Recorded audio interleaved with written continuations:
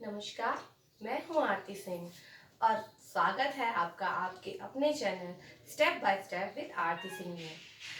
बच्चों, मैंने आपको अपनी पिछली वीडियोस में मापन के बारे में बहुत सारी चीज़ें बताई हैं, जैसे मापन का अर्थ, मापन की विशेषताएं, मापन की परिभाषा और मापन का शिक्षण में उपयोग।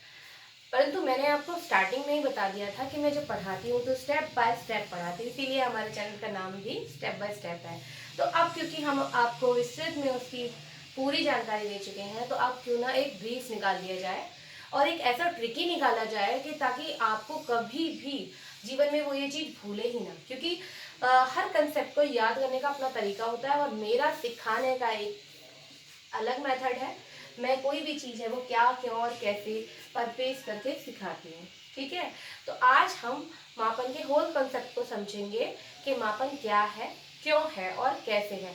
और इस क्या और क्यों और कैसे में ही बहुत सारी ऐसे क्वेश्चंस छिपे हैं जो आपको कहीं ना कहीं से आएंगे और आप इन्हीं में से उनका आंसर देंगे।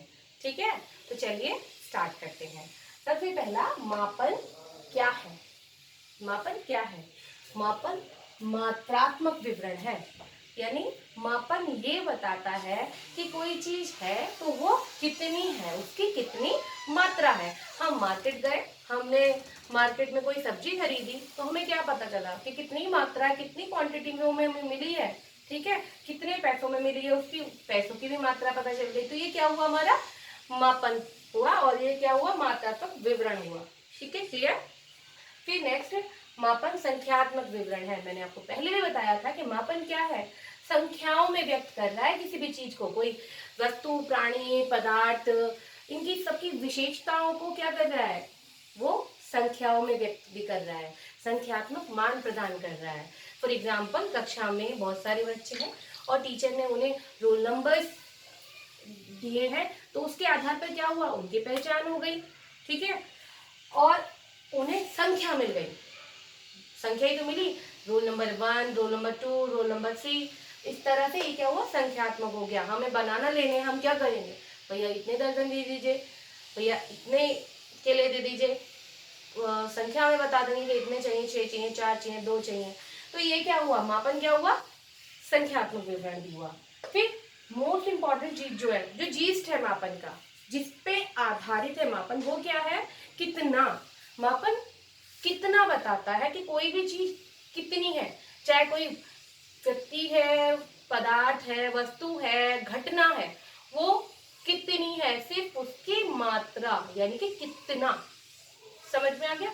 जैसे फॉर एग्जाम्पल, अगर टीचर ने कोई टेस्ट लिया तो उसे पता चल जाता है उस बच्चे के, जब एक पर्टिकुलर बच्चे के उस टेस्ट में जितने भी नंबर आएंगे तो उसे पता चल जाए इसे इतना आता है, इसके इतने मार्क्स हैं। ठीक है, तो यहाँ तक क्लियर हो गया होगा कि मापन क्या है, मापन कितना बताता है।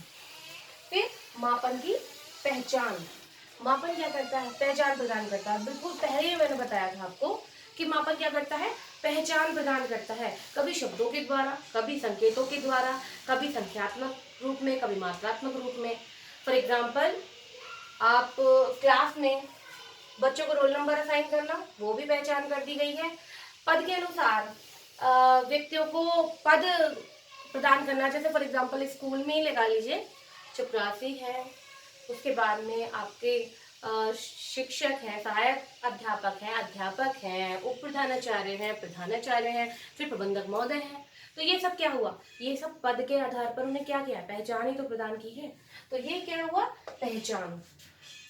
मापन पहचान प्रदान करता है, क्या है, पहचानात्मक। फिर है मापन तुलनात्मक विवरण भी होता है। बिल्कुल सही, जब हमने किसी पर्टिकुलर चीज को कोई पहचान दे दी और फिर दूसरी चीज को भी कोई पहचान दी, तो आपस में उनकी तुलना भी तो हो जाती है। हमने एक बच्चे को फर्स्ट कहा और एक बच्चे को सेकंड कहा, या एक बच्चे को पास कहा है, एक बच्चे को फेल कहा, तो वो क्या है, तुलना ही तो हो रही है इसमें। तो ये क्या है, तुलनात्मक विवरण भी है। तो आपको यहाँ तक सब कुछ क्लियर आ गया होगा। चलते हैं मापन क्यों। मापन क्यों, मापन का प्रयोग क्यों किया जाता है, आखिर इसकी आवश्यकता क्या है। तो मापन का प्रयोग क्यों किया जाता है, आप इसी में ही से ही जोड़ लीजिए। मात्रात्मक विवरण है, तो मात्रा ज्ञात करने के लिए ही इसकी आवश्यकता होगी। किसी भी चीज की मात्रा को ज्ञात करने के लिए हम क्या करते हैं, मापन का प्रयोग करते हैं।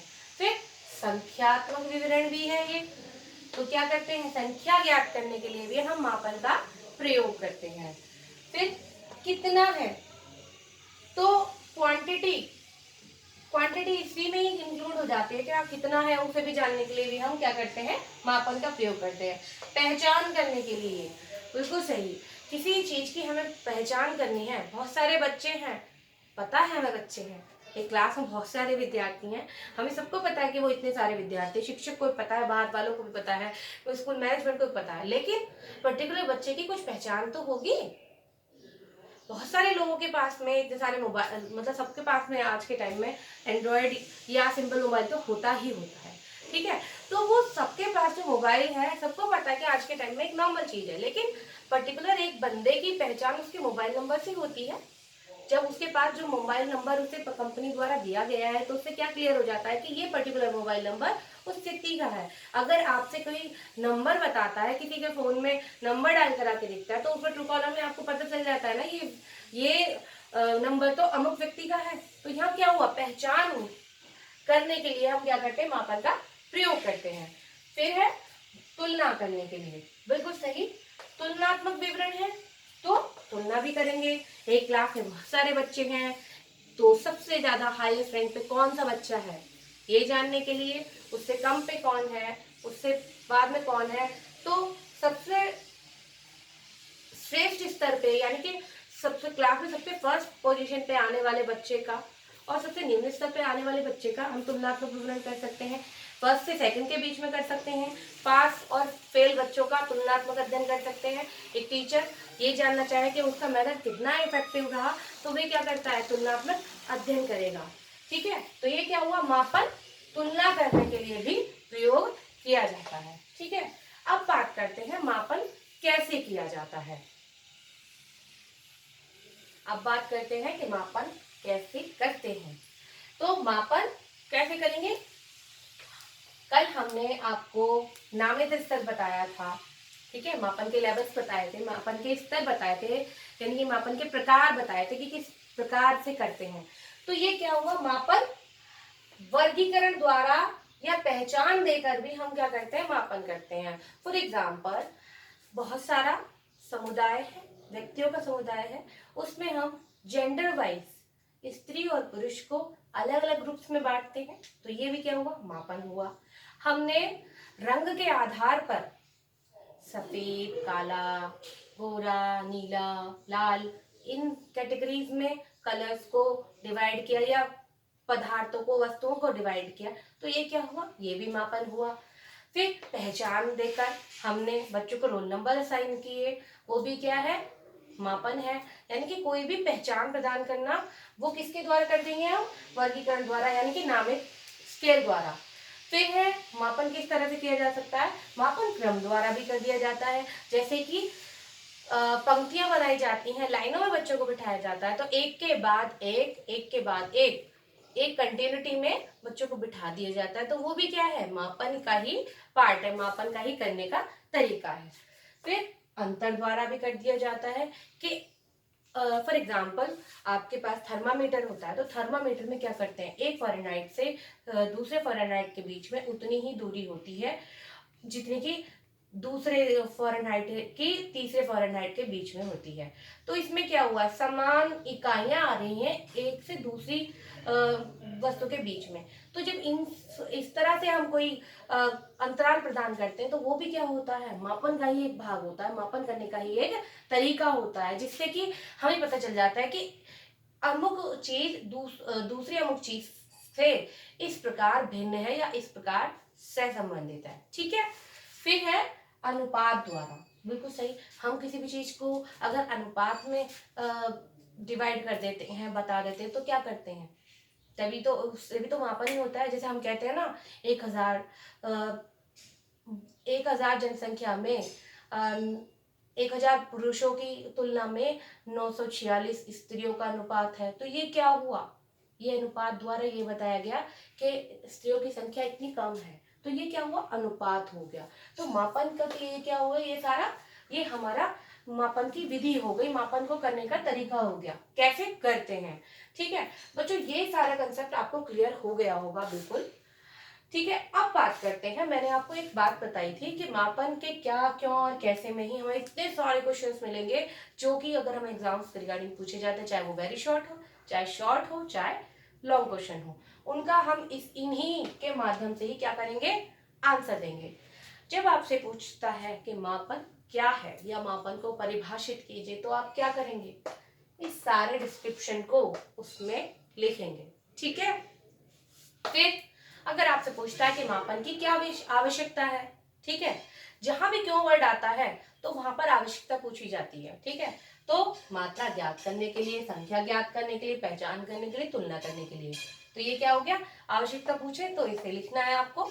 अगर आपसे उद्देश्य पूछे कि आखिर मापन के उद्देश्य क्या है, तो बच्चों मापन के उद्देश्य वही तो होंगे जिनके लिए उनकी आवश्यकता है।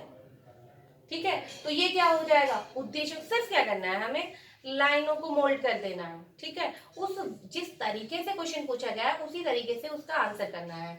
यानी कि मापन का उद्देश्य करना, मात्रा ज्ञात करना के लिए, संख्या ज्ञात करने के लिए, पहचान करने के लिए, उस तरह से ही फिर महत्व आ जाता है। अगर आपसे महत्व भी पूछता है तो क्या महत्व है, मात्रा ज्ञात करने में सहायक है, संख्या ज्ञात करने में सहायक है, पहचान करने के लिए महत्वपूर्ण है, तुलना करने के लिए महत्वपूर्ण है। तो ये क्या हुआ, इस कंसेप्ट ने आपका क्या करा, 3 तरह के क्वेश्चंस भी आपको क्लियर कर दिए। ठीक है, अब ये लास्ट है कैसे।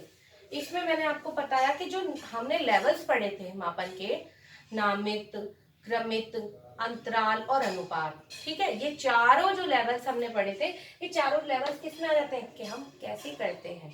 ठीक है, तो अगर कैसे पूछा जाता है कि आप कैसे करते हैं या नामित के इसके स्तरों के बारे में बताइए, तो आप क्या करेंगे, इसे लिखेंगे। तो यहाँ तक आई होप आपको पूरा कंसेप्ट क्लियर हो गया होगा, और मैं आशा ही नहीं करती, आई एम डेफिनेटली श्योर कि आपको ये सब आ गया होगा। अब बात करते हैं इसमें कैसे कि किस तरह से करता है। तो मापन के कुछ उपकरण होते हैं, उसके लिए नेक्स्ट वीडियो बनाएंगे आपके लिए, तो उसके लिए इंतजार करिएगा। और अपना प्यार सब्सक्राइब करके और लाइक करके और कमेंट करके हमें ज़रूर बताइएगा। मिलते हैं नेक्स्ट वीडियो में, धन्यवाद।